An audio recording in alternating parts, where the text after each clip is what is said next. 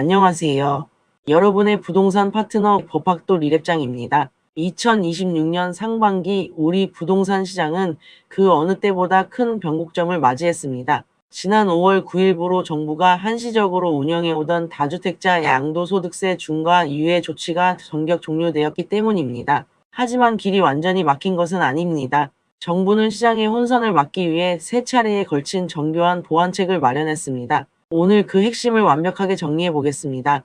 우선 기본적인 정보를 확인해 보겠습니다. 조정 대상 지역 내 다주택자에게는 기본세율에 더해 2주택자는 20%포인트, 3주택 이상은 30%포인트의 중과세율이 적용됩니다. 특히 중과가 적용되면 수억 원의 세금을 아껴주던 단기 보유 특별 공제까지 배제되어 세금 부담이 급격히 늘어납니다. 2년 이상 보유한 주택을 5월 9일까지 양도하거나 허가 신청을 한 경우에만 배제 혜택을 받을 수 있었는데 이 조치는 이제 종료되었습니다. 정부는 매도인의 불편을 덜기 위해 두 번의 중요한 퇴로를 열어주었습니다. 첫 번째로 2월 12일 보완책을 통해 양도세 기준을 잔금일에서 5월 9일 계약분까지로 완화했습니다. 또한 다주택자의 집을 무주택자가 매수하는 경우 최초 임대차 계약 종료일까지 실거주 의무를 유예해주기 시작했습니다. 추가로 4월 9일에는 허가 심사 기간을 고려하여 5월 9일까지 토지거래허가 신청만 완료해도 중개 배제 혜택을 주는 것으로 보완하기도 했습니다.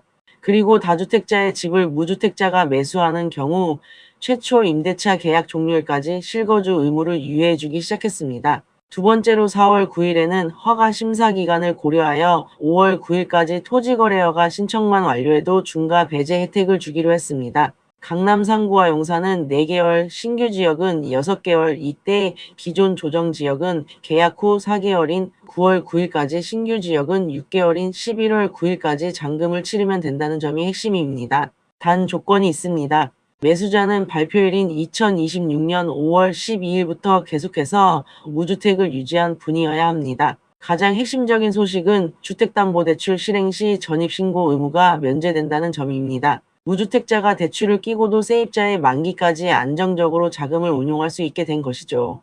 기회는 준비된 자의 것입니다. 정부의 이번 조치는 갭 투자를 허용하는 것이 아니라 실수요자의 내 집 마련 기회를 넓혀주려는 정교한 대책입니다. 지금까지 정리한 이 혜택은 올해 말인 12월 31일 신청분까지 한시적으로 운영됩니다. 또한 아직 확정 반영된 소식이 아닌 지난 5월 13일 입법 예고된 내용으로 통과되기까지 시간이 소요될 수 있다는 점을 인지하시면 좋겠습니다. 변화하는 법과 제도 앞에서 당황하지 마세요. 정확한 정보를 알면 길은 반드시 보입니다. 저 리랩장이 언제나 여러분의 든든한 파트너가 되어드리겠습니다.